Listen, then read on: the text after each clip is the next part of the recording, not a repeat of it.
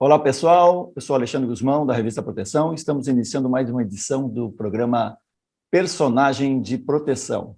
Hoje teremos um personagem muito especial, o professor engenheiro Sérgio Médici de Eston, que hoje coordena o LACASEMIN e o PS lá na USP, e por muitos anos tem desenvolvido uma ação muito interessante na área de segurança do trabalho.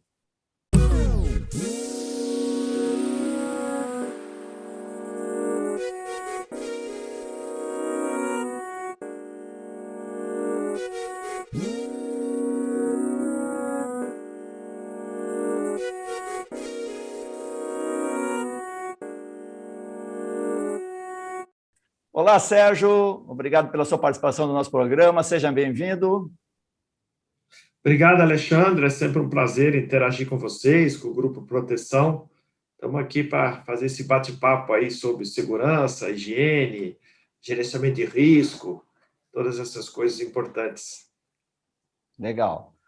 Bom, Sérgio, a gente queria aproveitar a sua presença aqui para a gente contar um pouquinho da sua história, né? Você é um personagem, né, com uma importante participação na área de segurança do trabalho, na questão da higiene. Você tem um trabalho fantástico aí na USP, formando profissionais. Muito importante essa contribuição que você tem dado. E eu queria que você começasse a contar um pouquinho da sua história lá atrás, lá do início na engenharia, por que você caiu na engenharia, por que você foi para a engenharia, depois falar um pouquinho sobre a questão da mineração, depois como é que surgiu a história da segurança na sua vida, porque a mineração depois começou a correr paralelamente a segurança do trabalho, depois a higiene, todas essas questões. Mas vamos começar lá acho que você estudou na USP, né? Olha, para começar mesmo, bem no começo, eu morava no ITA, meu pai era professor lá no ITA, e eu desde pequeno, aos 10, 11, 12 anos, eu gostava de colecionar pedras semi-preciosas. Então, eu comecei a fazer uma pequena coleção de pedras semi-preciosas, com ametistas, topázio. Comecei a ganhar, amigos do meu pai me davam uma ou outra pedrinha, e fui montando. Quando eu cheguei para fazer o cursinho, eu lembro até hoje, no Ângulo Latino. E tinha um professor, ele era dono do cursinho, Simão Fagenboim. Era a dupla, né? Simão e Emílio Gabriades. E o Simão dava aula de química. Ele deu uma aula sobre o futuro do Brasil, era mineração. Eu fiquei muito impressionado com aquilo e resolvi fazer mineração.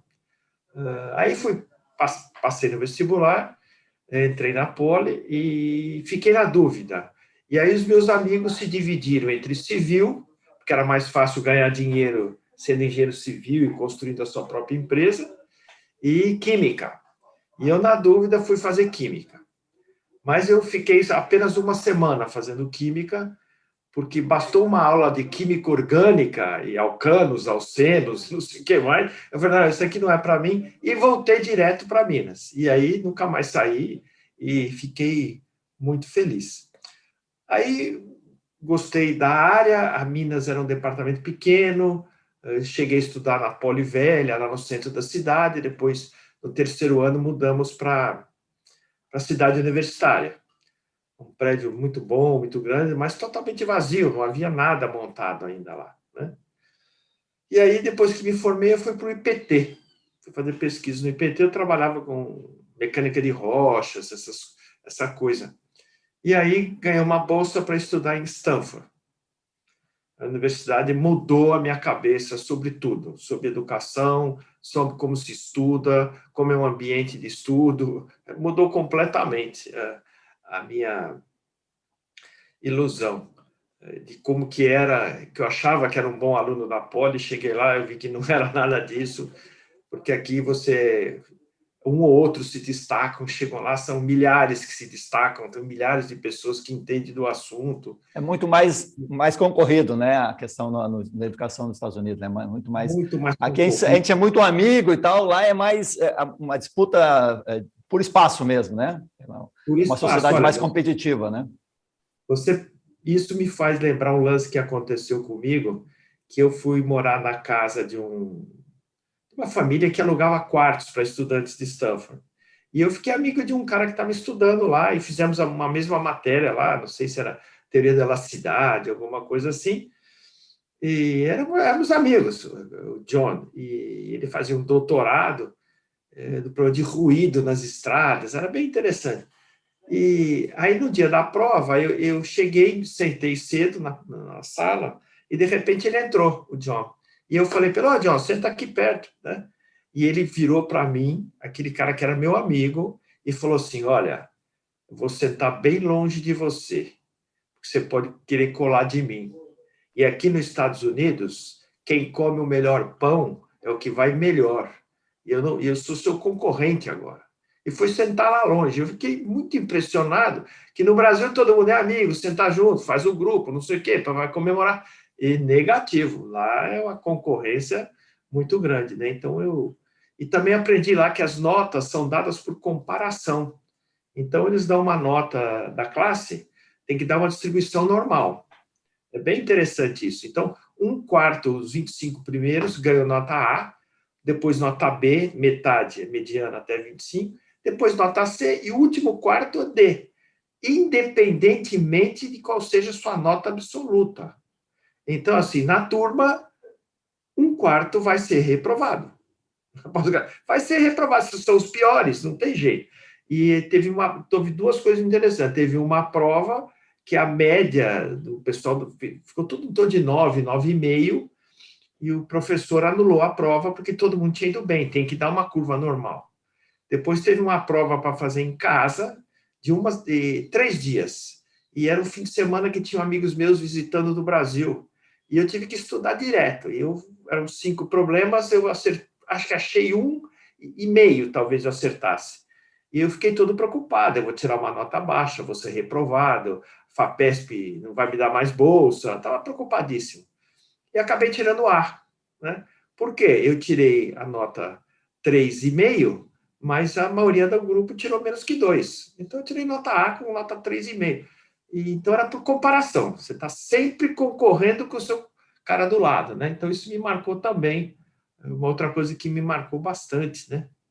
Muito interessante, só para destacar isso, é interessante, eu não tinha essa noção da educação nos Estados Unidos, não sei se isso é geral, mas esse aspecto de uma universidade fazer isso, ele determina a cultura de povo, né? A forma que as pessoas vão enfrentar a vida, né? É muito diferente. Aqui a gente tem a coisa do amiguinho, do senta aqui do meu lado, eu vou te ajudar, que é legal, que é o jeito brasileiro, o jeito nosso, o jeito latino, talvez, né? De ser amigo, ser parceiro e tal, mas muitas vezes isso faz uma sociedade mais medíocre, né? Porque, na verdade, a gente começa a nivelar por baixo e não por cima, que é o objetivo. Então, quando eu começo a competir, estimular essa competição, eu posso até perder no senso social, né, de amizade, não ser tão interessante viver num país assim, mas para uma sociedade faz muita diferença, porque eu sou muito mais competitivo como sociedade, né? Isso é interessante, uma coisa que eu não conhecia, essa realidade. Bem interessante essa tua observação.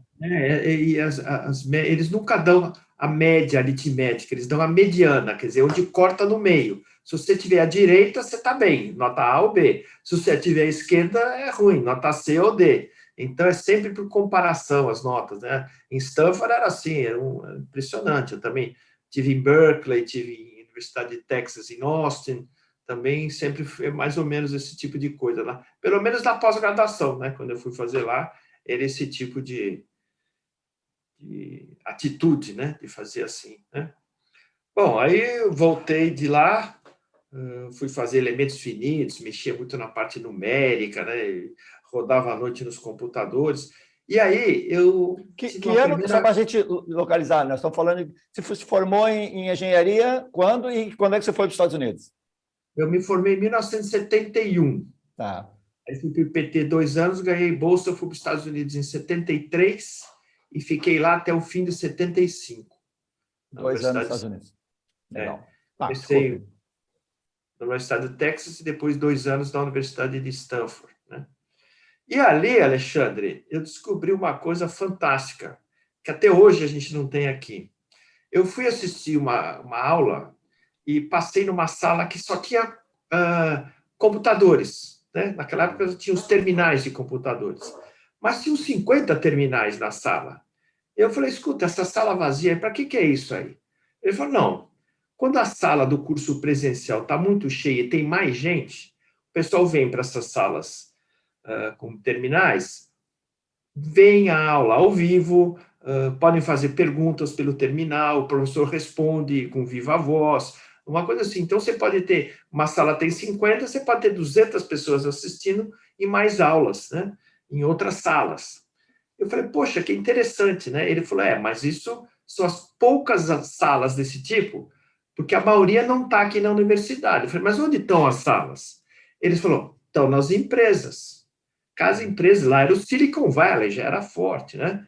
Então eu falei assim, mas como assim? Cada boa empresa tem uma salinha para 5 ou 6 terminais, e o que acontece é o seguinte, o professor hoje, quarta-feira, às 10 ao meio-dia, ele vai dar uma aula muito boa de eletrotécnica. O pessoal que está na empresa não tem que pegar o carro e vir para a universidade. Quando é 10 horas, ele liga lá o terminal na salinha, assiste a aula, faz pergunta, etc. e tal. Quando é 10 para as 11, que a aula é de 50 minutos, desliga e volta a trabalhar. Quer dizer, isso era em 73. Não tinha internet ainda. Não, era tudo por cabo. Que Então, loucura você isso. imagina que até hoje, 50 anos quase depois, né, nós não temos isso aqui. Então, isso seria uma coisa fantástica da gente fazer. Talvez em parceria com vocês, aí da proteção, que tem muita penetração, nós da universidade, e a gente conseguir fazer um sistema, né? Agora consegue com a internet, e que quem quisesse assistisse aula, qualquer aula. Eu vou dar uma aula sobre gerenciamento de risco terça-feira, às 4 horas da tarde, e alguém de uma empresa quer assistir. Então, tem uma ligação mais da universidade com as indústrias, né? E o cara poder assistir a aula, saber das grades, assim por diante. Então, foi uma coisa que me marcou muito, essa eficiência deles lá, né? Legal, legal. Aí, quando eu voltei para o Brasil, voltei a trabalhar no IPT. A cabeça enlouquecida, né? Imagina. Voltando para o Brasil. Com as coisas todas que eles fazem. E aí, voltei para cá, fui trabalhar no IPT, nessa área numérica e não sei o quê, fiquei bastante tempo aqui. Aí teve o meu primeiro insight, né? Porque eu era formado em karatê, faixa preta, e eu me formei na capoeira. Era formado em capoeira, e aí em 78 teve uma oferta de fazer uma apresentação. Tinha uma semana muito grande nos Estados Unidos, da Neiman Marcus, uma loja monstruosa nos Estados Unidos inteiro, com sede no Texas. E eles iam fazer, todo ano eles faziam 15 dias sobre um país. E aí queriam fazer sobre o Brasil. E aí eu falei, podia passar lá 15 dias, né, jogando capoeira, não fazendo nada. E aí tem que fazer uma concorrência. Não, eu contatei a empresa, minha mãe tinha loja de decoração, conheci o pessoal. Eles falaram, já escolhemos o pessoal da Bahia. Aí eu pedi para fazer uma apresentação para o presidente que vinha da empresa, que já tinha escolhido o Grupo Viva Bahia para representar, e eles, tá bom, vamos assistir a apresentação de você. E aí eu tinha uma academia de capoeira muito bonita, imitando terreiro de candomblé, e trouxe o pessoal todo, pus uns sofás para eles sentarem, e convidei algumas pessoas de alto nível. Eu lembro que Paulo Vanzolini, que era amigo nosso, sentou lá e tinha um jeito, então, legal assistindo. E aí eu fiz a apresentação inteira em inglês. Perguntas, respostas, explicava o birimba, tudo em inglês. Que barato. Quando acabou a apresentação, eles falaram, está desfeito o negócio com o Viva Bahia e vai você, porque você fala inglês, estudou estampa, é outro nível de apresentação, né? E aí nós ganhamos. O cara fala inglês e dança capoeira ainda, que loucura! Aí eles ficaram felizes da vida, e a gente foi para lá. Que legal. E era para ficar 15 dias, mas eu já estava na cabeça que eu falei, eu vou lançar capoeira nos Estados Unidos, e acabei ficando 2 anos lá. Que legal. Eles queriam levar 3 pessoas só, um para tocar berimbau, 2 para jogar.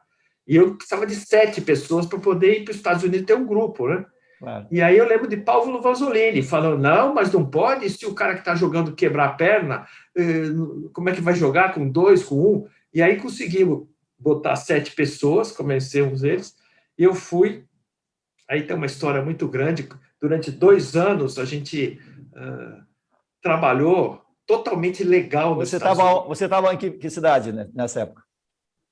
Nós chegamos no Texas, que a feira Tá, foi lá, sim. ficamos 2 meses lá em Dallas? Não. Dallas, no Dallas. Texas. Depois nós fomos, eu tinha morado na Califórnia, vamos para São Francisco e Palo Alto, onde eu conheci algumas pessoas e teve apoio.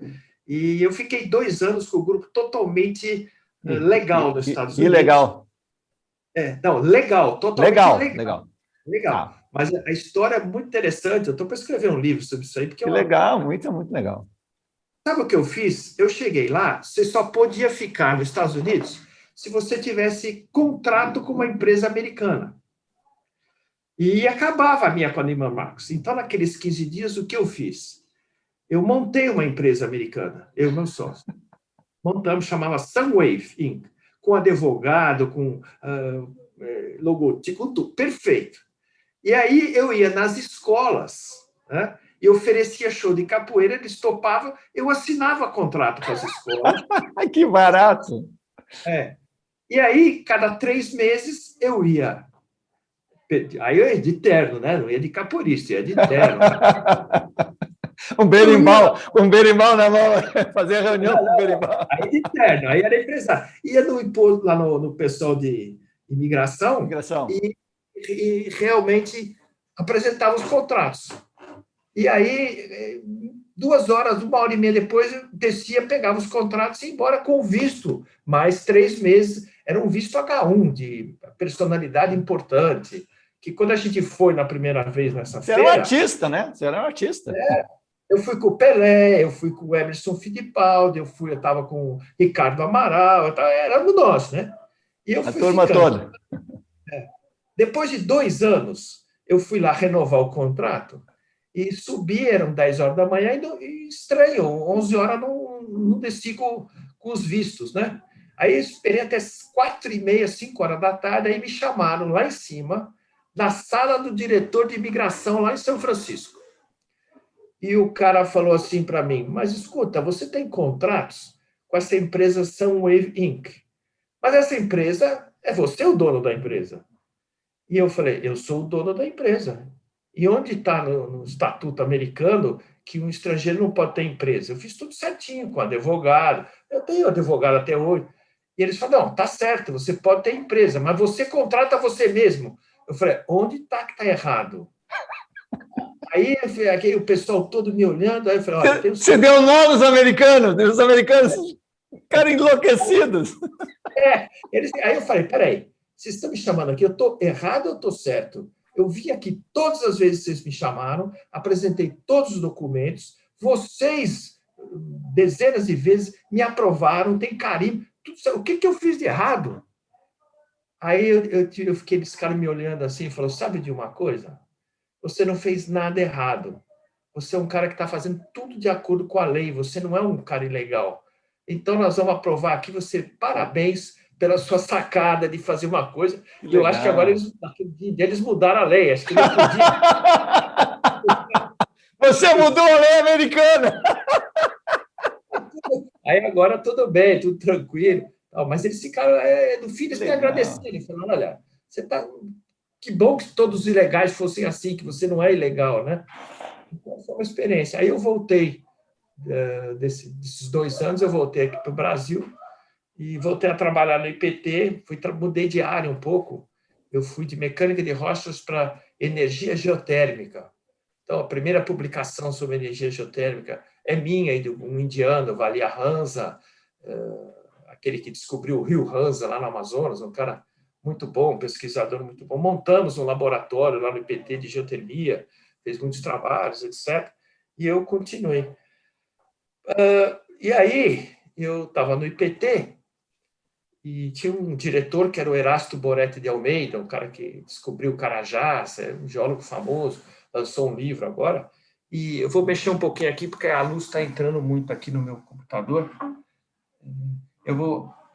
Então, conversa vai, conversa vem. Ele era diretor do IPT, eu tinha amigos empresários, né? Os empresários queriam entrar em mineração. Então, eu acabei virando, eu, Erasto e uma empresa, a Planova, viramos sócios na área de mineração e saímos procurando coisas para investir na mineração, né? E o Erasto achou várias coisas, mas o que achou e chamou mais atenção, ele achou um garimpo subterrâneo de esmeraldas, em Santa Terezinha de Goiás. Depois eu vou te mandar uma foto, deu um garimpeiro, uma foto para você mostrar. E aí achou, descobriram o terreno, compraram, fizeram sociedade com os garimpeiros, e aí finalmente tinha que um engenheiro e tocar a coisa lá. Então eu pedi licença do IPT 2 anos, e passei 2 anos como garimpeiro lá. E essa foi uma experiência do tamanho de ter ido para Stanford. Se mudou minha cabeça. Eu não conhecia o Brasil. O outro Brasil lado, né? Alta tecnologia para... Olha, rudimentar.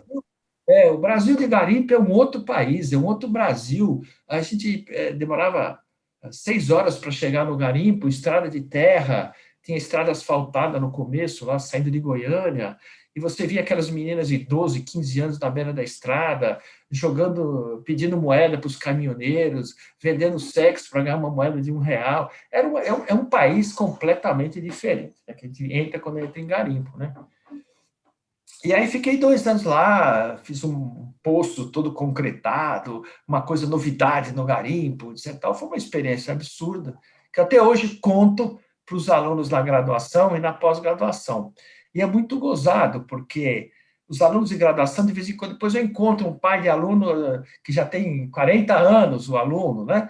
Mas os alunos e os pais dos alunos ainda lembram dessa aula que eu dou sobre a minha vida no garimpo, porque eu mostro como que morria.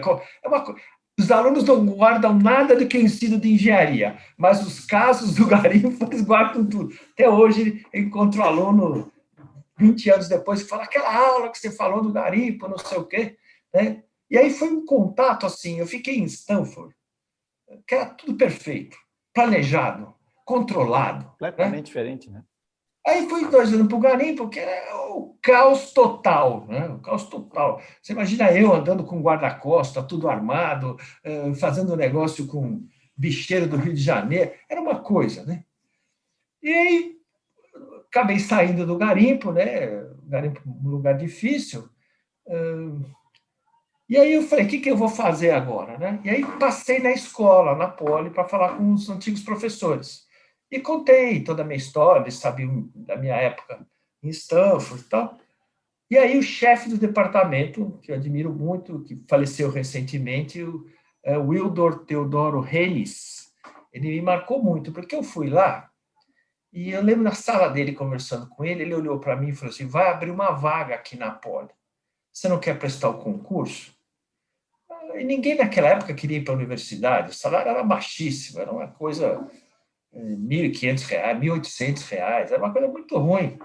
E eu falei, bom, não tem lugar para ir agora, eu acho que eu vou para a USP. Fui lá e ia prestar o concurso, me inscrevi. Eu falei, mas olha, o que vocês querem que eu venha fazer aqui? Ele falou, você vai abrir a área de higiene e segurança, laboratórios e papapá. Eu falei, escuta, eu não tive nenhuma disciplina de segurança, nem de higiene, nem de ventilação. Eu não sei nada disso aí. E aí você vê o que é a visão de um chefe de um departamento, né? Ele virou para mim e falou, Sérgio, você esteve nos Estados Unidos, na Stanford, o melhor lugar do mundo para ir, né? E você sabe como que deve ser feito as coisas. Depois você foi para um garimpo, então você sabe como não deve ser feita uma coisa. Então nós queremos que você venha para esse departamento e faça o caminho do garimpo para Stanford. Vamos abrir uma área aqui, uma área. E aí, mas eu vou dar uma disciplina, montar agora ventilação, eu não conheço nada de ventilação, como é que vai ser minha aula? A minha primeira aula, como é que vai ser? Porque eu fui aprovado numa sexta-feira, começava na segunda. E ele teve uma sacada que ele falou para mim que eu nunca mais esqueci. Ele falou, Sérgio, a sua primeira aula eu vou dizer como vai ser. Vai ser uma porcaria. Mas eu não investi você para hoje. Porque mês que vem, não, ano que vem, essa aula você vai dar regular. Depois vai ser boa. Daqui a 5 anos vai ser muito boa, excepcional. Você vai montar os laboratórios. Eu não estou contratando você por agora. Estou contratando você pela jornada até o futuro que você vai levar o departamento. Que visão, né? Que visão. Espetacular. Que chefe, que visão. E aí não deu outra, porque 4 anos depois, eu tive doutorado, eu comecei a montar o Lacacerim, Laboratório de Controle Ambiental, primeiro, com luxímetro, devagarzinho. E hoje é uma potência, tem um monte de América Latina. trabalhando com todo mundo, acabando dando nos cursos de extensão, de segurança, de higiene, assim por diante. Então, ele teve uma visão, né? E foi assim que eu fui devagarzinho criando dentro da Poli. E para montar o Lacacemin, a minha tese de doutorado foi sobre iluminação subterrânea de Minas. E aí eu, logo depois do doutorado, fui para um congresso nos Estados Unidos, congresso de ventilação, e encontrei o cara com que eu tinha estudado o livro, Donald Tropper, sobre Mine Illumination. Encontrei ele, eu vi ele assim no congresso, falei, você é um Trotter, você que fez o livro, que mudou minha cabeça, eu fui fazer iluminação de Minas, nós ficamos amigos, eu trouxe ele pelo programa do CNPq, ele veio dar um curso aqui no Brasil, Donald Tropper, né? Donald Trotter. Então, foi uma coisa bem interessante e começou a me dar assim, satisfação profissional, porque eu lembro que eu fui dar uma palestra sobre iluminação lá em Ouro Preto, e depois da palestra, eu não sei quem era do Ministério da área de segurança, o Hermano, e ele me ligou, e aí eu mandei toda a minha tese, e aí, graças a isso, começou a aparecer na NR22, que é de mineração, começou pela primeira vez a aparecer, então, valores de iluminação para ter em Minas, 20 lux, 50 lux, 200 lux, por causa desse papo, né? Aí eu senti que eu estava no caminho certo, porque eu fazia o que eu gostava, a sociedade aproveitava, os alunos aproveitaram, eu falei, bom, é aqui que é o meu caminho, eu vou fazer carreira acadêmica, vou continuar por aqui, não vou sair mais daqui, né? Porque ganhava pouco, mas a satisfação era muito grande. Então, não vou sair mais da Poli. E aí, fiz livre docência, depois fui titular, aí fui 3 vezes eleito chefe do departamento, 6 anos coordenador de pós-graduação, e fui ficando, o laboratório foi crescendo. E alguns anos depois, é gozado como as coisas se encadeiam, né? E eu dava aula de segurança do trabalho nos cursos do PES, e eu tinha tido um aluno de graduação, o Pele, que tinha estudado segurança comigo, e eu tinha uma aluna, a Juliana, que era gerente de meio ambiente da Anglo-América. E sempre depois das aulas vinha conversar comigo, papapá, a gente ficava conversando. Aí passou alguns anos, em 2007, eu recebi um telefonema da Juliana. Sérgio, eu, o Pele, mais o Valdomiro Fernandes, que é de Cubatão, lá da Anglo de Cubatão, nós estamos num projeto da Anglo que vai ser montado o GEMIR, né, que não chamava GEMIR, chamava Shrimp Safety Risk Management Program da Anglo, e esse programa é bem interessante, vai ter participação das universidades, e nós gostaríamos que você fosse universitário pelo Brasil. Tá?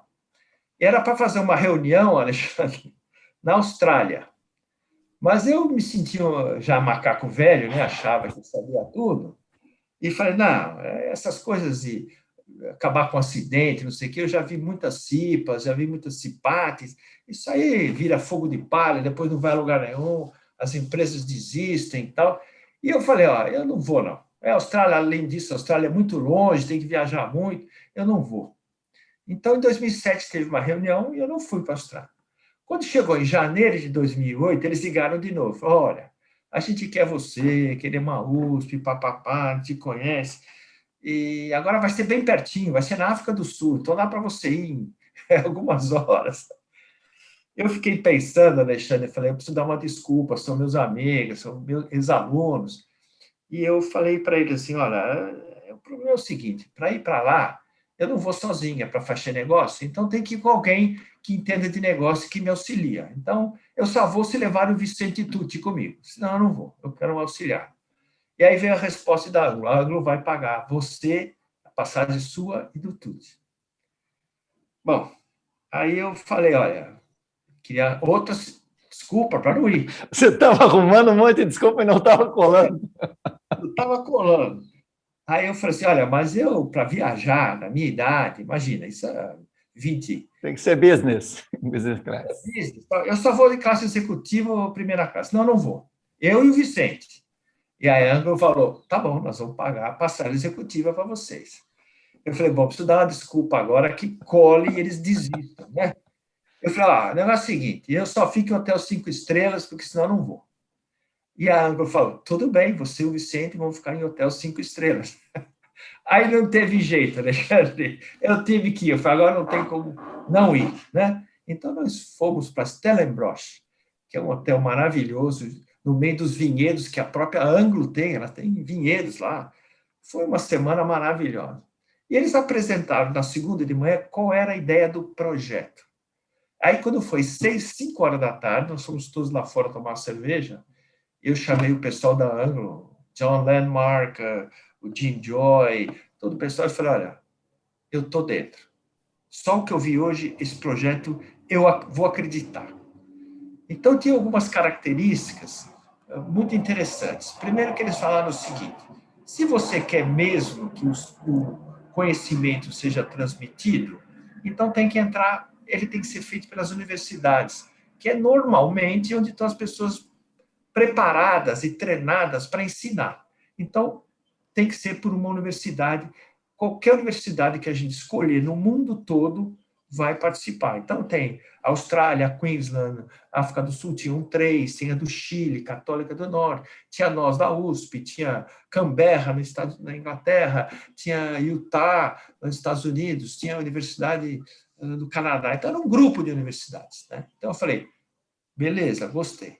Segundo, eles falaram o seguinte, o programa é para 4 níveis. Então, vai ter treinamento para diretores e presidentes, depois gerentes, depois supervisores e chão de fábrica. A mesma linguagem para todos, mas os cursos são diferentes, facilitando. Eu falei, beleza, isso interessa, pega todo, porque é uma mudança de cultura. E a mudança de cultura tem que ser da empresa, não de uma pessoa ou duas. Falei, muito bom. Depois eles falaram o seguinte também, o curso começa sempre com o modelo número 4, que é a camada principal, que é diretores e supervisores. Você não pode começar o treinamento por baixo ou pelo meio. Se os diretores e os presidentes não fizerem um dia, diretores é um dia de curso, o curso não é dado, se recusa. Então, até hoje, aqui no Brasil, hoje já temos Yamana Gold, já temos Anglo American, Anglo Gold Ashanti, Queiroz Galvão Oligás, Constellation também de gás. Agora nós temos a Samarco trabalhando com a gente, temos a Nexa Votorantim Metais, e é sempre assim. O primeiro começa com o nível superior, e esse cara tem que entender, se ele não aderir, não tem empresa que vá fazer cultura de segurança se não tiver a cabeça pensando nisso, né? Exatamente. São eles que põem o dinheiro, são eles que dão exemplo que todo mundo vem embaixo seguindo. Então, quando um presidente fala, não vou fazer, né, os diretores, não vão fazer porque vai ser inútil. Né? Eu falo para eles, olha, eu não quero ganhar dinheiro de qualquer jeito, a universidade quer transmitir o conhecimento. Vocês têm que ir embora depois sozinho. Agora, se o diretor não acredita em mais nada embaixo, ninguém vai fazer, é desperdício. Aí eu não vou perder meu tempo também. Ou a coisa funciona, ou deixa de funcionar. Então, é tão bom que fazem 13 anos e a gente continua dando uma ou outra turma todo ano para a Anglo-América, para reciclar as pessoas novas que entram. Nós estamos há 8 anos, por exemplo, com a Constellation de petróleo e gás, porque o diretor fez há 8 anos e esse ano ele quer reciclar uma nova que entrou. Então, continua. As empresas que fizeram, praticamente todas continuam fazendo, reciclando, né? E o nível 2 e 1, que são lá embaixo, chão de fábrica, a gente treina, dá 2 ou 3 turmas, depois a gente treina a própria empresa para replicar. Fala, olha, não vou ficar a vida inteira dando esse curso. Vocês têm competência agora, vocês fazem o nível de diretoria, nós fazemos de gerência, são nós que fazemos. Agora, vocês escolhem algumas pessoas em nível universitário, a gente treina e vocês multiplicam.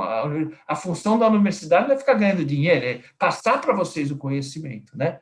Então, a gente já fez algumas turmas que a gente chama treinar os treinadores, e eles vão embora usando a empresa, né? E agora, foi um desafio, agora, a semana passada, você me convidou, eu falei, não posso, eu estava uma semana com o meu time aqui, dando o GMIR, que hoje o programa chama Global Mineral Industry Risk Management, GMIR, né? Começou para mineração, mas hoje tem petróleo, tem construção civil, tem tudo, né? E a gente deu pela primeira vez remoto, uma ferramenta muito boa, o Webex, que a gente divide em grupos, os grupos se conversam, voltam, é uma coisa muito dinâmica, né? Passa filme, e passa slide, usa Kahoot, e faz exercício e volta, então parece uma aula presencial realmente, e foi aprovado. Eu dei um treinamento para Caraíba em fevereiro, né? E agora em maio nós demos para Constellation e aprovaram. Então agora tem um monte de gente querendo fazer, saindo do... Não precisa ser presencial, pelo menos presencial é melhor, mas dá para fazer remoto. Então tem muita empresa que, para não ficar muito tempo sem treinamento, está optando para fazer por remoto, né?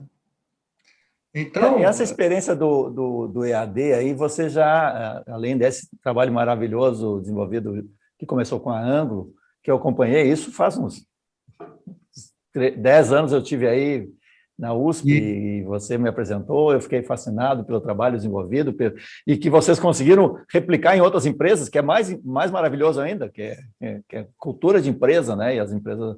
Mas, assim, também tem o trabalho que vocês implantaram, que é o EAD de higiene, de engenharia.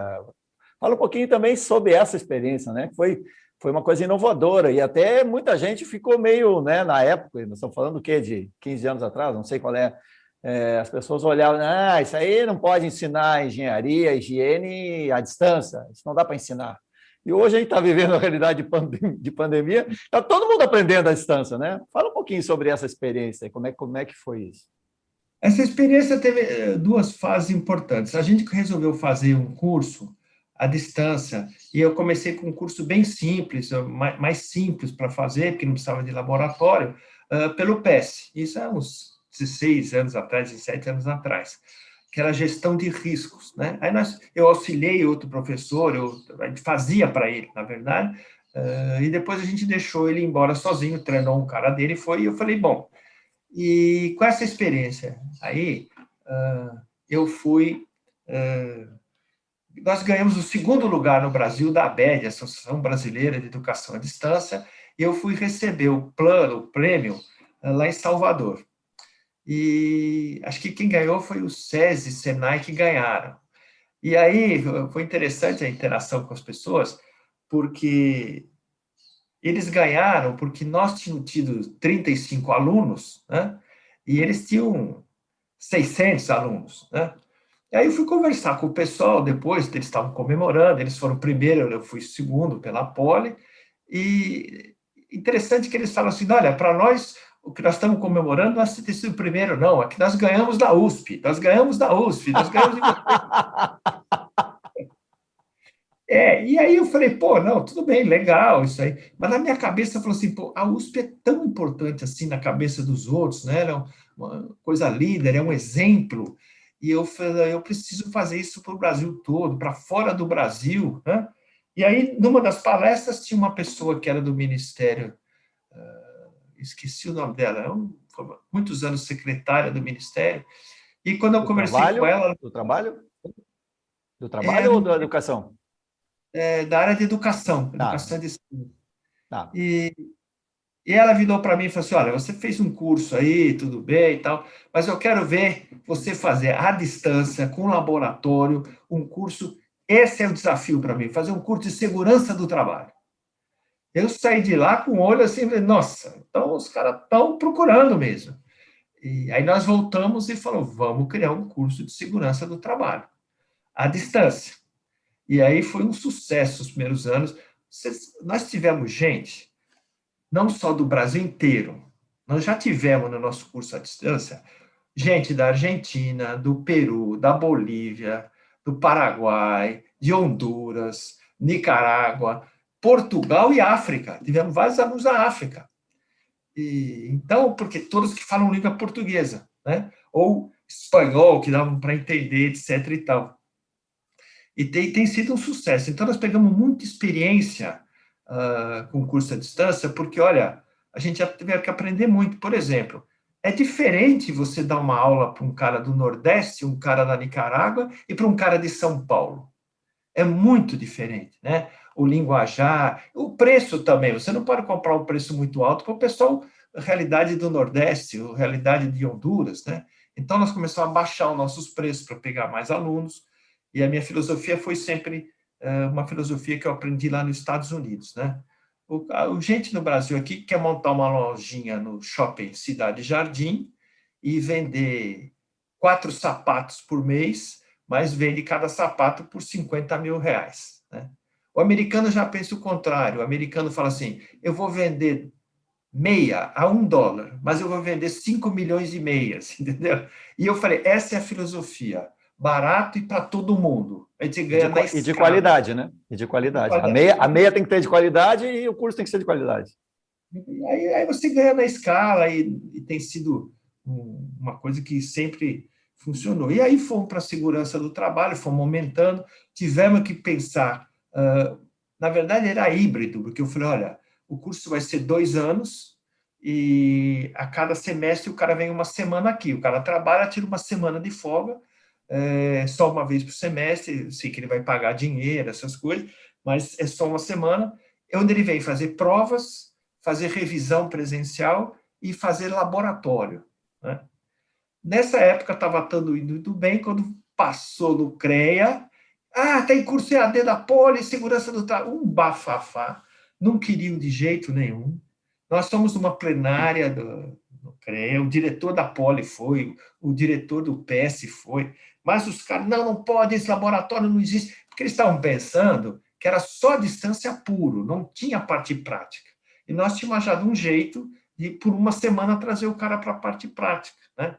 Aí teve uma reunião, perdemos, eles não queriam aprovar, eu trouxe o diretor do MEC de a distância, que era um cara que nasceu no Tatuapé, esqueci o nome dele, muito gentil. Ele veio, mas deu um show e falou, olha, o negócio é híbrido, não tem problema, e mais, o CREA não tem que dar palpite sobre isso. O CREA entra depois que o cara se formou ou depois que o cara já fez o curso. Até fazer o curso, e qual é o curso, quem decide é o MEC. E o MEC está aprovando. Eles vêm várias vezes, cada 5 anos, eles vêm na USP, e a gente sempre é a menina dos olhos, né? Sempre foram. A USP mostra a gente como a gente trabalha, até a própria pró-reitora gosta demais do nosso trabalho. E essa pró-reitora que entrou agora nesse último ciclo, ela é totalmente a favor de educação à distância, a USP tem que entrar em educação à distância. Então, nós temos muita bagagem, dando higiene para o exterior, para outras línguas, para a segurança do trabalho. E agora nós estamos lançando um novo curso, porque a gente começou a perceber o GEMIR, como as pessoas se interessam por problema de segurança com erro humano.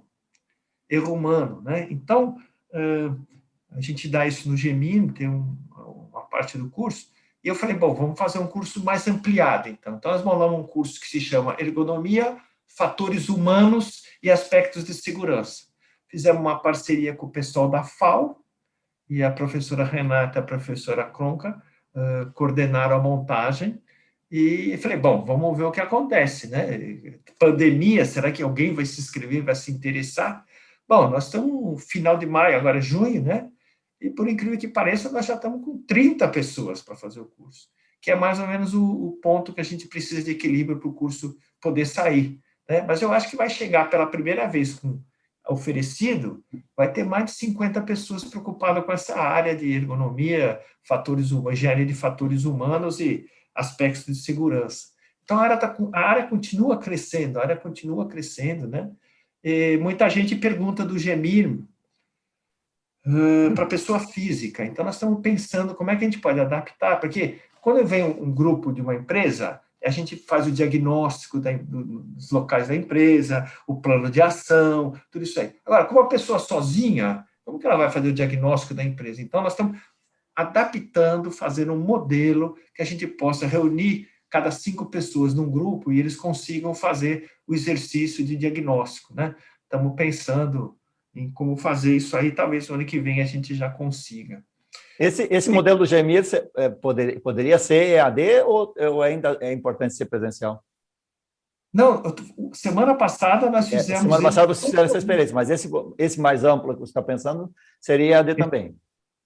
Podia ser por EAD também, porque a gente consegue, com essa ferramenta Webex, a gente consegue dividir os alunos em 4 grupos, que a gente precisa de 4 ou 5 grupos, cada grupo entre 4 e 6 pessoas, que eles discutem entre si, né? Fica ao mesmo tempo, cada um no seu computador, conversando com o seu grupo. Então, eles trocam ideias, fazem análises, fazem o resultado, apresentam, depois a gente junta todo mundo. Então, com essa ferramenta, a gente consegue fazer. Em cada grupo de aluno eu ponho 2 instrutores, digamos assim, então são 8 instrutores só aí, depois 2 em informática, depois os 3 professores. Então, é uma equipe grande, mas a gente conseguiu fazer, foi um sucesso. A gente fez também um seminário de 2 dias com os diretores da Caraíba, foi um sucesso também. Então, nós conseguimos agora fazer um jeito de fazer remoto. Então, com essa ferramenta, que eu falei, dá para fazer EAD, o GMIN de pessoa física. Então, precisa estruturar o programa e a gente abre para o Brasil inteiro, né? Já pessoal da Bolívia, pessoal da Glencore ligando para mim, eu estive na Austrália, eu quero fazer o GMIN, como é que dá para fazer sozinho, como é que é? Então, tem muita procura. Eu acho que vai ser essa mudança de cultura, todo mundo está procurando isso, uma mudança de cultura que seja perene, que seja firme, seja correta, né? Mas tem muitas histórias interessantes. Eu lembro eu vou citar porque a gente fala, não deve citar a empresa, não, mas eu vou citar a empresa, a Petrobras.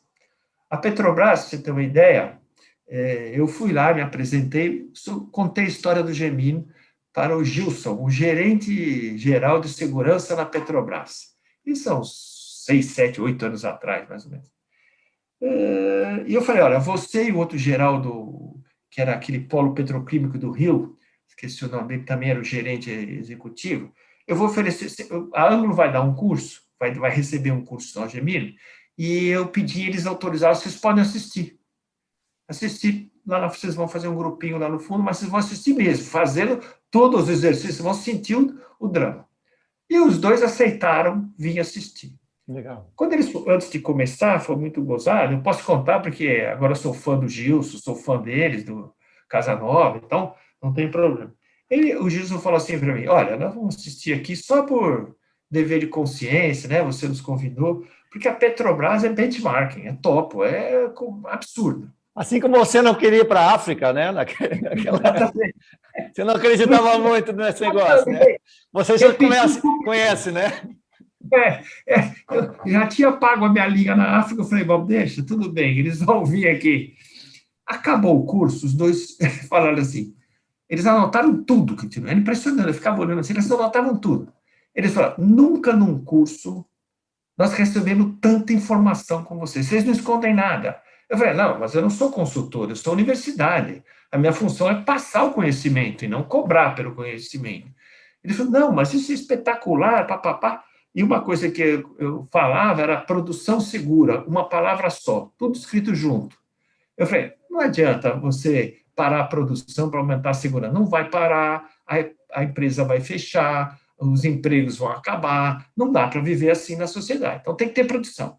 Agora, segura, ninguém pode morrer, ninguém pode ser mutilado. Então, para nós, para mim, ele falava, é uma palavra só. E o gerente lá, o Casanova, adorou esse negócio e começou a fazer palestras de divulgação, só falando em negócio de produção segura, tudo junto, papapá. E o Gilson foi na Petrobras e falou, a Petrobras vai comprar o GMIN, porque nós temos muito que evoluir ainda. Eles estavam no proativo, no meio do caminho cumpridor, não eram resilientes. E o seguinte, todo mundo que trabalha com a Petrobras vai ter que fazer o curso.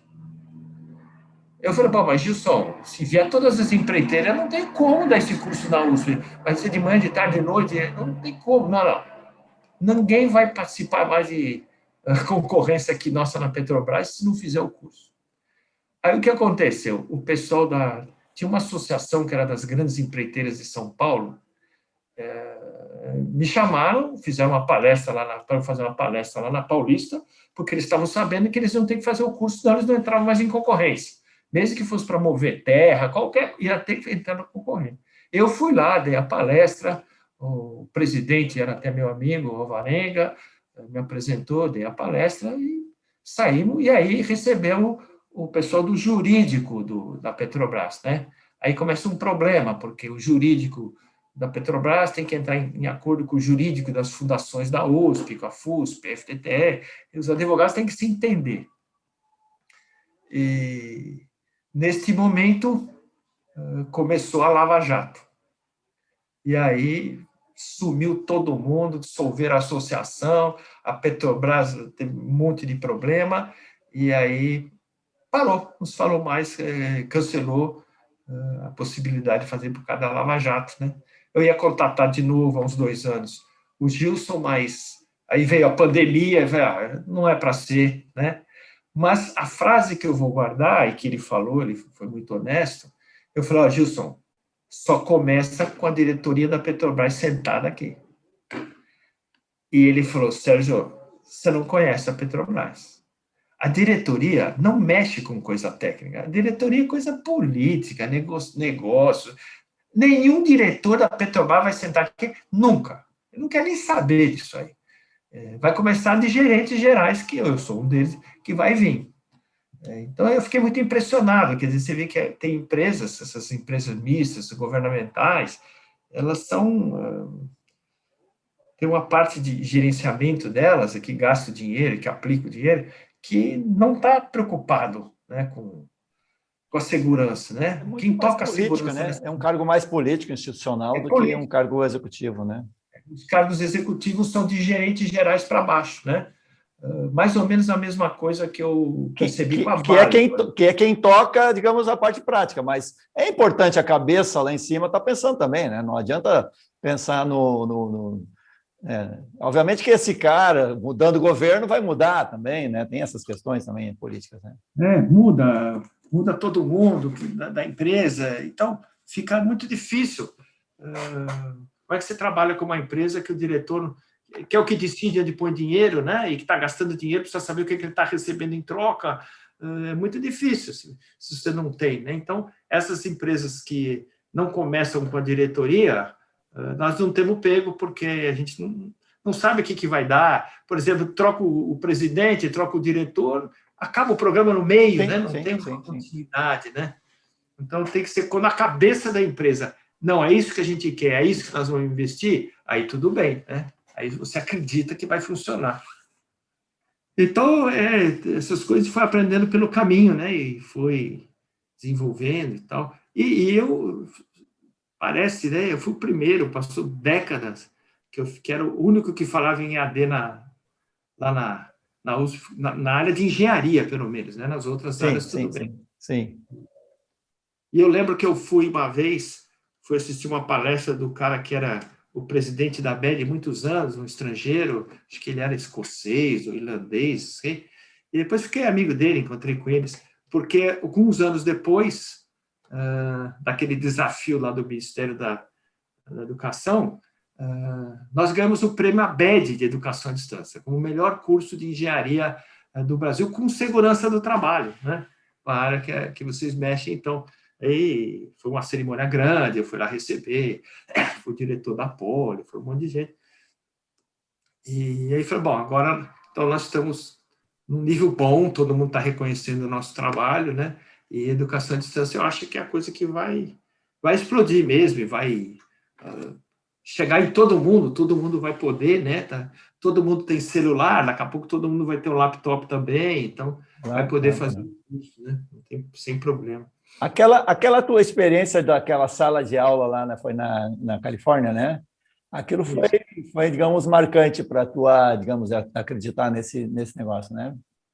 Eu falei, olha, está explicado por que o Silicon Valley está sempre na ponta, na frente de todo mundo, porque o cara não perde tempo 1 hora para chegar na USP, assiste 1 hora de aula e vai embora mais 1 hora, a empresa não vai liberar. Agora, ele saindo dali e em 50 minutos está no trabalho de novo, a empresa libera, claro, né? Foi com altíssimos cursos, né? Então, eu ainda sonho que um dia São Paulo, 50 anos depois, vai ter essas salas aqui pelo Parque Industrial, né? Porque podia ter, porque está todo mundo entrando nisso e fazendo boa qualidade. Eu falei isso para você. Eu assisti um curso de vocês, da Universidade de Proteção, que era um curso sobre comportamento humano, com 2 caras, um que foi da Ródia e o outro... O Miranda e o Lopes. Roberts. Eles são muito bons, eu falei para vocês. Parece que eles têm treino para fazer isso. Falam devagar, mostram os exemplos, repetem. Foi muito bom o curso, e como a gente já dá erro humano, eu conhecia tudo que eles estavam falando mais ou menos, mas aprendi muita coisa nova, aprendi exemplos diferentes, então, e foi vocês que fizeram, então é à distância. Então, sim, dá para fazer muita coisa à distância, de boa qualidade, e o pessoal aproveitar bastante, né? Deixa eu te perguntar, você continua lutando capoeira ou não? Bom, eu vou te contar o meu caso, o que tem sido a minha vida nos últimos 5 anos, 4 para 5 anos, Alexandre. Quando foi, há uns 15, 20 anos atrás, eu comecei a ter sérios problemas na coxa femoral esquerda, aqui no fêmur esquerdo, tá? E aí comecei a piorar, tive que largar a capoeira, parei a aula de dança, tinha uma academia de dança também.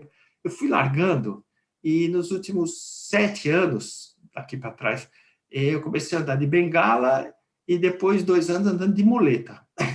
Eu não conseguia na praia nem ir da areia para a água sem muleta, né? Estava péssimo. E aí resolvi operar, há 4 anos atrás, 4 anos e meio, resolvi operar o fêmur. E aí operei e fiquei impressionado com a evolução dessas cirurgias de osso, né? Nossa, é impressionante. Depois que eu operei, começo, claro, com morfina 3 dias, depois nunca mais senti dor.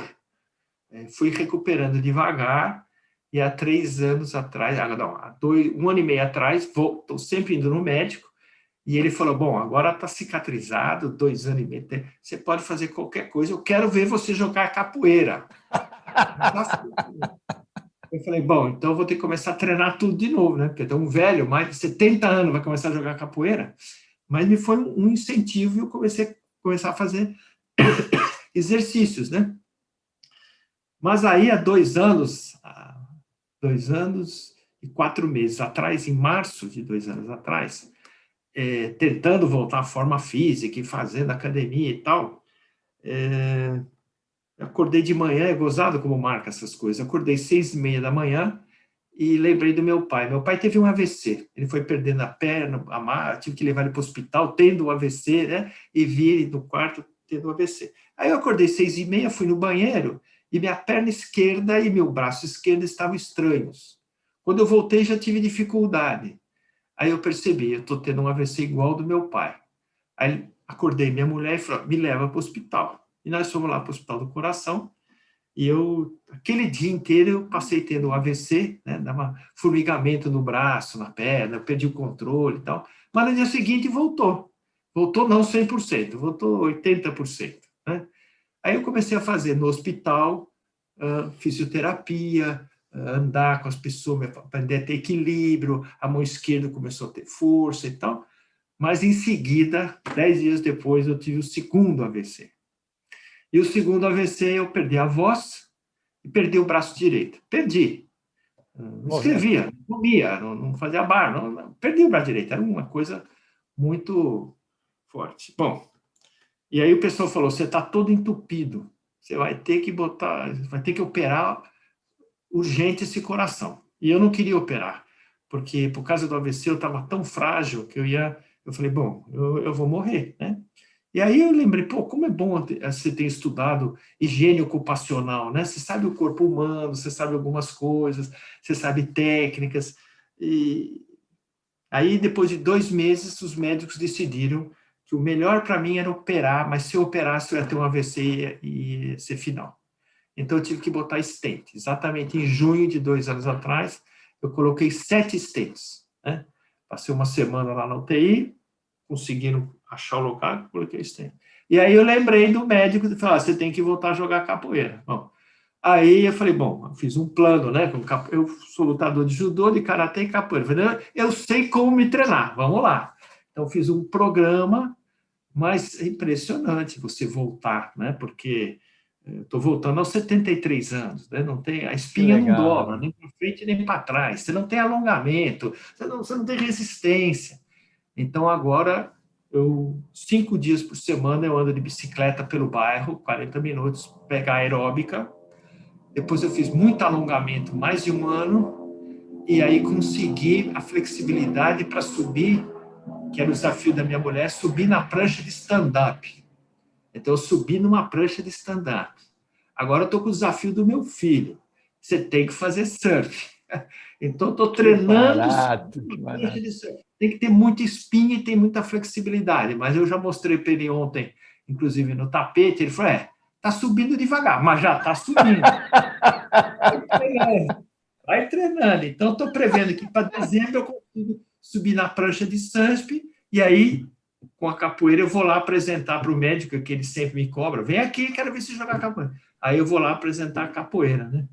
Mas é um esforço, porque estou chegando em 74, tem que voltar a esse nível de forma física, mas isso motiva. E eu tive pessoas no hospital me ensinando como voltar a ter tônus na mão, né? Porque a minha mão direita eu perdi. Naquela época, eu falei, vou me aposentar, porque um professor que não fala e não consegue escrever na lousa, nem com a mão, eu vou me aposentar. E eu teve um médico que eu estava no hospital, fiquei 40 dias lá, ele falou, não, você vai voltar pelo menos 90%. Pelas suas reações, você vai voltar. Você vai conseguir esse braço e vai conseguir voltar. Então, de vez em quando, eu percebo que eu gaguejo um pouco, que eu paro um pouco, que é o negócio, mas para o gasto já dá. Não tem, e a mão direita... sequela hoje não aparece nada. Se você não falasse, talvez ninguém imaginaria qualquer coisa, né? Na voz, perfeito. Na mão, como é que tá? A mão, aí eu falei, bom, eu fui pegando força na mão, né? Não sei se estou mostrando minha mão. Tem muitos exercícios de força, aqueles exercícios tradicionais do hospital. Aí eu pensei o seguinte, o que é mais difícil de fazer para quem perde a mão? Eu lembrei daquele pianista, o João Carlos Martins, né? Eu falei, então o meu negócio é estudar piano. Olha só. Há 2 anos, eu estudo 2 horas de piano por dia. Não para tocar música, eu não toco música, eu faço exercício. Claro. Eu já estou no nível 5 de piano. Pra você ter uma ideia, no começo, eu não conseguia bater na tecla, né? Não conseguia fazer, porque não tinha força. Aí consegui força, fazer acorde, não sei se você toca teclado, fazer acorde, sem ter acorde. Acorde é várias notas ao mesmo tempo, então você tem que ter uma mão aberta para tocar em várias notas. Bom, isso eu lembro que demorou 6 meses para conseguir abrir a mão, pegar várias notas. E aí fui passando agora. Hoje eu estudo 2 horas por dia, já estou no nível 5 e no segundo semestre deve acabar a coleção, que são 6 livros de piano. E aí, quando eu acabar, aí sim eu vou voltar a tocar piano. Deixa eu te falar. Então, você começou como engenheiro, foi parar nos Estados Unidos, numa universidade respeitável, como capoeirista, inventou uma empresa nos Estados Unidos para ficar lá. Depois voltou para o Brasil, inventou de fazer cursos de EAD, uma relação perfeita com a gestão de cultura de segurança empresarial, através dessa experiência na mineração. E o piano, então, o que vai ser agora? Porque tudo tem uma ligação, uma origem. O piano vai te dar algum outro projeto aí inovador para o futuro. Aí. Eu vi uma palestra muito interessante do ex-diretor científico da FAPESP, que era sobre simetria. Eu fui lá assistir a palestra, esse físico lá da USP, ele estava num piano e com um PowerPoint. Então, ele falava simetria desse jeito, assim, simetria atrás de um plano, cristal que tem um plano de simetria. depois cristal que tem um eixo de simetria, cristal que tem um ponto de simetria. E ele pegava e, em seguida, mostrava o conceito físico, ele, em seguida, punha um trecho de Bach com simetria daquele tipo, e ele tocava, ele ilustrava o negócio. É uma coisa que eu nunca mais esqueci, isso foi uns 10 anos atrás. Eu falei, nossa, isso é uma coisa sensacional, né? Misturar música, que tem um apelo efetivo, afetivo, com coisas físicas, né? Então, eu vou falar para você, eu não sei direito o caminho, mas eu acho que eu vou querer misturar música, de alguma maneira, na área técnica, com esses conceitos que aparecem em segurança. Erro humano, tipo deslize, lapse, falha, equívoco, gerenciamento de risco. Eu estou tentando maturar alguma coisa que a gente consiga unir e dê uma aula palatável, que os alunos gostem, né? Eu falei, agora você fez do piano, agora você gosta de guitarra, então faça esse exercício da guitarra pensando na segurança da empresa, alguma coisa assim. Eu acho que o final da minha vida, se eu conseguir fazer uma mistura de música com segurança, vai ser espetacular. Vai dar samba, né? Vai dar samba. Que legal.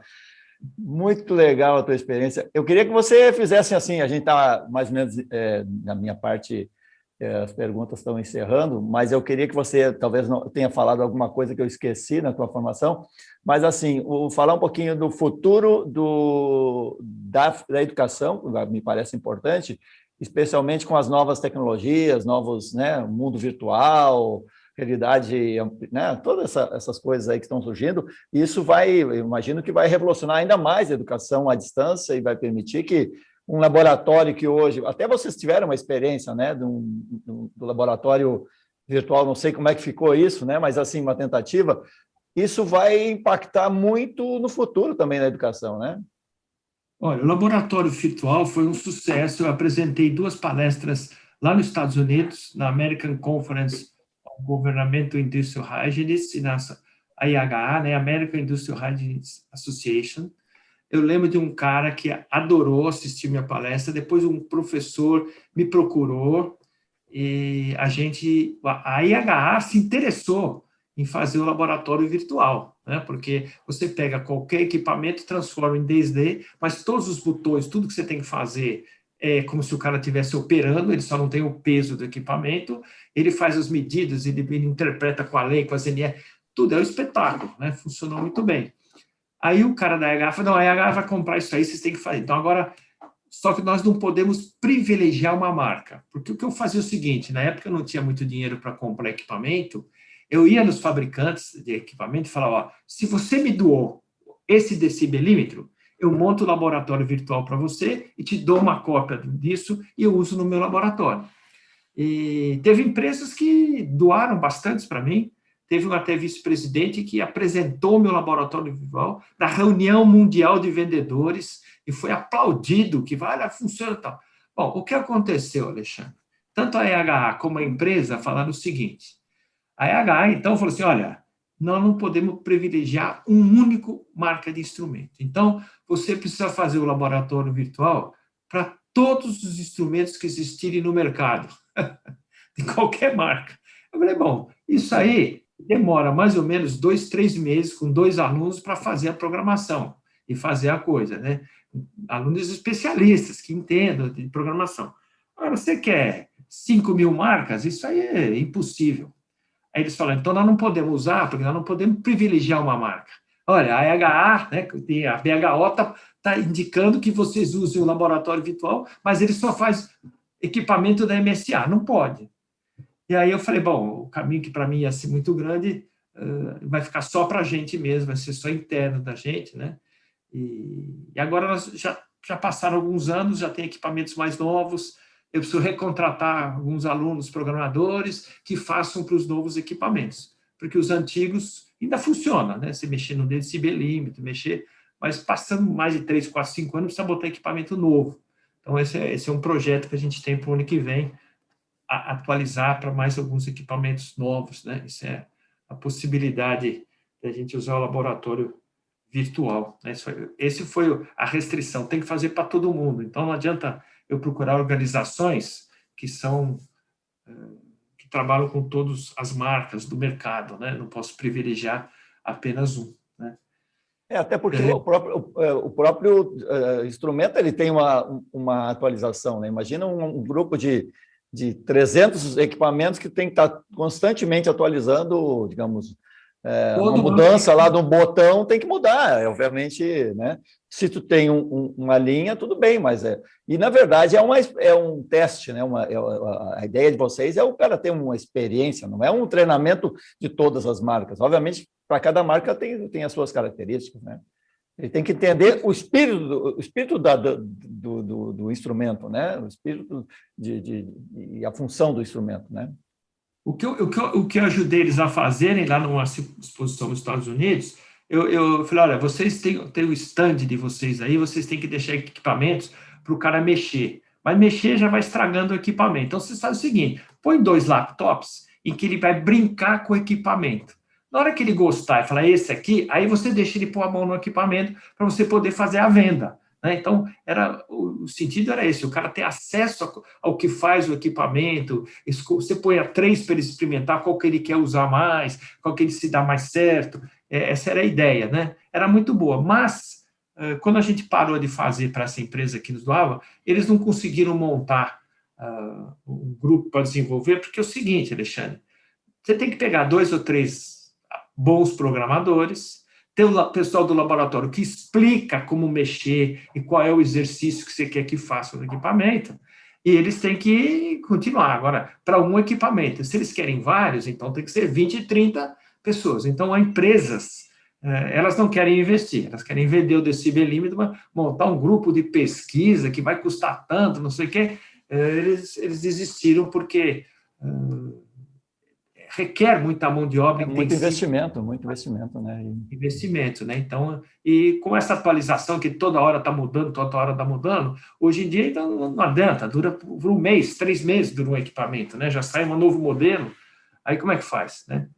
Então, a ideia é boa, mas para acadêmico, para a gente ensinar para o aluno pegar e fazer as coisas, né? Perfeito. Bom, Sérgio, qual é a tua expectativa em relação ao futuro, né, dessa área da segurança, higiene no Brasil, no mundo? Você que tem um trabalho... Para mim, um dos maiores problemas que eu vejo é o envolvimento no Brasil, acho que no mundo todo, da alta cúpula da empresa, né, a cabeça da empresa, no tema segurança e saúde e higiene, né? Porque ele não prioriza isso, né? E por não priorizar, ele não sabe, não entende que aquilo pode, né, representar um risco para a empresa, não só social, mas também econômico também. E essa experiência que vocês tiveram aí com as mineradoras, né, com esse trabalho, foi emblemático de que realmente, se a coisa começa pela alta cúpula, né, o envolvimento geral, a cultura da empresa muda. Então, qual é a tua expectativa em relação a essas boas empresas e também as que ainda não estão ainda nesse espírito de privilegiar a cultura de segurança e saúde do trabalho? Eu acho que o caminho é esse mesmo, começando por cima, pela diretoria. Uma dificuldade que está diminuindo para a gente, mas era grande, durante muitos anos, nós só tínhamos uma empresa trabalhando conosco, que era a Anglo-América, né? Então, quando uma outra empresa tentava vir, por exemplo, a Cláudia Pellegrinelli, lá do IBRAM, ela esteve aqui, ela fez o curso com a gente, ela recomenda o curso, ela gosta, ela é uma entusiasta da segurança, ela toca o programa Mineração, né? Mas é difícil você fazer as pessoas envolverem, porque as pessoas querem ver exemplos. Aí conseguimos, a duras penas, fazer com a Yamana. Aí, de repente, entrou a Anglo Gold Ashanti, né? E aí falou, opa, temos 3. Aí entrou a Queiroz Galvão, óleo e gás. Bom, então agora nós temos mineração e petróleo. Aí do petróleo veio agora a Constellation. E agora foi uma surpresa. Este ano, a Samarco veio atrás da gente, fechamos o contrato, já preparamos o material, devemos dar o primeiro curso no segundo semestre, mais para frente, e veio também a Nexa, Votorantim Inventais, com um projeto de, sei lá, 2 anos e meio, aqui no Peru, nós vamos dar curso em espanhol e português, tal. Então, eu falei assim, nossa, agora nós quando a pessoa me pergunta quem faz, agora eu digo, pô, Samarco, Nexa, Anglo-América, Gogol, Diamanda, Queiroz Galvão, aí está mudando de figura. Então, eu estou achando que essa andar em direção à maturidade na cultura de segurança é uma coisa que vai crescer bastante. Eu acho que se eu conseguir botar o individual, alguns gerentes vão fazer e vão levar para dentro da empresa, aí a empresa vai fazer. Eu acho que essa jornada de mudança de cultura vai entrar. Esse ano eu falei, nossa, com pandemia, duas grandes empresas, né? A Samarco e a Samarco, inclusive, eu fui várias vezes em programa de televisão, mas eu falei o que eu penso, né? Eles não, o governador não pode me mandar embora, então eu falo o que eu penso, né? E eu meti o pau na diretoria da Samarco, né? Como mandei, critiquei bastante. No caso de Brumadinho, né? Você estava falando, né? Brumadinho. Você falou muito, inclusive, para a proteção, você deu uma bela entrevista falando sobre o que né, a tragédia anunciada, né? Que tinha uma série de fatores, né? Tem que ter independência para poder fazer isso e não, né? Exatamente, isso é importante. O que eu preciso sempre dizer é o seguinte: o pessoal mais lá em cima, diretores, vice-presidentes, eles tem um professor da Poli que fala isso aqui, ele fala: falta engenheiro na diretoria, porque os caras que estão lá, apesar de ter alguns formados em engenharia, eles são financistas, economistas, eles querem saber de lucro, bônus e ponto final. Não tem cara tomando decisão de engenharia com o que tem dentro da engenharia parâmetro de segurança. Né? Você tem um parâmetro de segurança. Então, essas empresas que eu falei, inclusive da Vale, eu conheço muita gente do nível de gerente e funcionários que trabalham, ex-alunos meus, que são de nível altíssimo, de uma competência, de um idealismo fantástico. Mas eu estou falando que lá em cima, as presidências, vice-presidências e diretorias, é um outro mundo. Eles não pensam em segurança, eles não pensam em como a gente pensa, né, que no fim sai mais barato para a empresa, né? Então, eu me surpreendi que depois de todas as críticas que eu fiz, o pessoal da Samarco veio atrás. Então, eu tiro um chapéu para a Samarco que veio atrás, porque elas teve um acidente, pagou caro por isso. Então, eu acho que tem um grande professor da área de segurança que fala assim: você acha investir em segurança caro? Então, experimente um grande acidente. Então, você veja, Samarco economizou alguma coisa em segurança e está vários anos sem produzir. Quanto custou isso? Mais o que ela tem que pagar? A Vale, quanto que custou? Valia ter investido mais em segurança, né? E prevenir, fazer a prevenção, né? Então, eu acho que, devagarzinho, infelizmente, apesar dos grandes desastres que tiveram, Brumadinho e Mariana, né? Mas as empresas estão entrando, ainda com muita reticência, com muita dificuldade. Mas eu tenho amigos empresários de outra área, e é muito gozado, amigos mesmo. E eu falo para eles: eu quero fazer CIPA para vocês, eu quero ir lá dar uma CIPA, porque eu fui, a pedido da Anglo-América, eu fui dar uma CIPA, eu tive que mudar para Goiás, e tive que dar numa semana 22 CIPAs, repetidamente. Eles exigiram que todos os funcionários assistissem, né? No ano seguinte, queria me chamar de novo. E eu falei: olha, uma vez tudo bem. Mas eu ainda tenho empresários que falam assim: olha o que você vai falar na CIPA, olha o que você vai falar para os meus funcionários. Quer dizer, me conhecem, sabem. O que você vai botar na cabeça dos meus funcionários, né? E eu sou a favor da produção segura, tem que produzir, eu não vou lá para fechar a sua empresa. Né?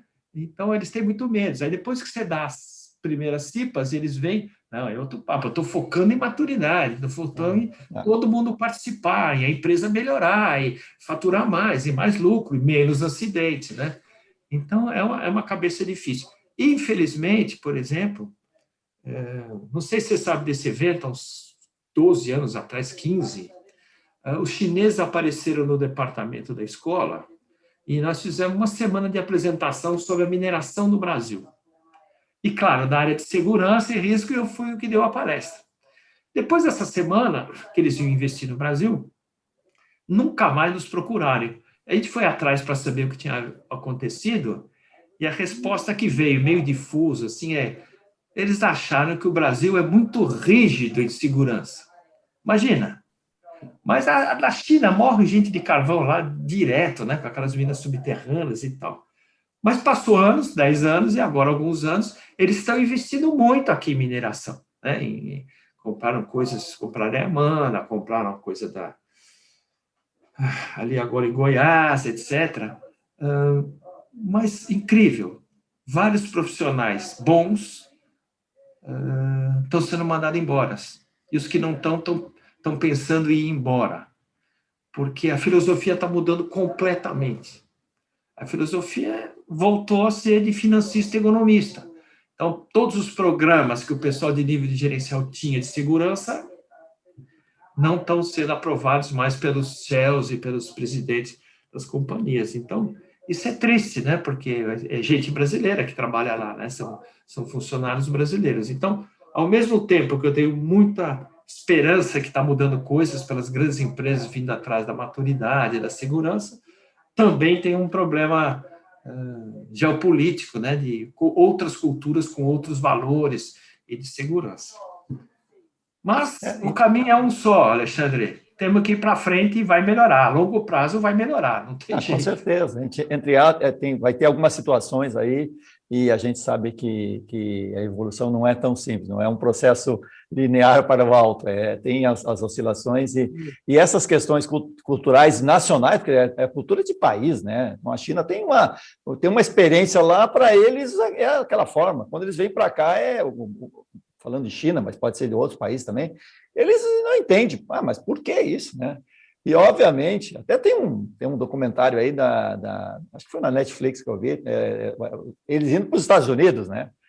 E precarizando as condições de trabalho nos Estados Unidos, o que é uma coisa impensável, né? E foi bem criticado e, com certeza, a China vai ter que evoluir, né? Nas questões de segurança, a gente sabe que eles estão muito antes da década de 70 do Brasil, que a gente vivia aqui, o milagre econômico, as pessoas morriam, né, aos borbotões, e a China, a explosão que nós tivemos lá de desenvolvimento nos últimos anos, provocou esse tipo de reação.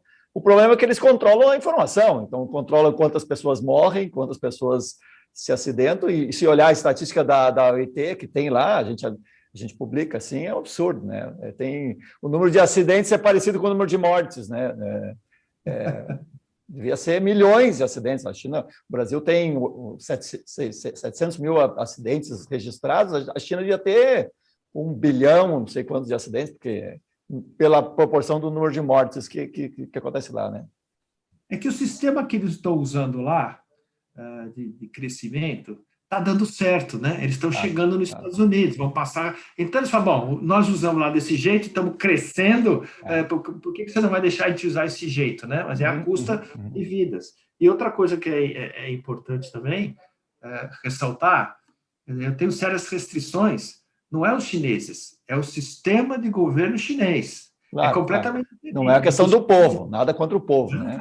O chinês eu adoro, eu sou fã de acupuntura, sou fã de coisa chinesa, tai chi, todas essas coisas. Então, precisa distinguir, não é falar mal da China, é falar do sistema do governo atual que não favorece, digamos assim, a segurança, a higiene e o gerenciamento de risco, né? São coisas que a gente precisa deixar bem clara, né? Muito bom, meu amigo Sérgio, muito bom essa tua participação aqui. Eu queria te agradecer a tua disponibilidade de falar com a gente, contar essa história maravilhosa, contar essa experiência de garimpeiro, contar essa experiência de capoeirista, de pianista, né? De higienista, de engenheiro, de professor, de visionário na área de AD, por exemplo. Foi muito interessante conhecer um pouquinho essa tua bagagem. Eu queria te agradecer mais uma vez por ter estado aqui compartilhando essas informações. Eu que agradeço vocês desde o primeiro curso que a gente deu lá no PES, que tinha engenheiro de segurança. Eu sempre sou um propagandista da divulgação dos conhecimentos.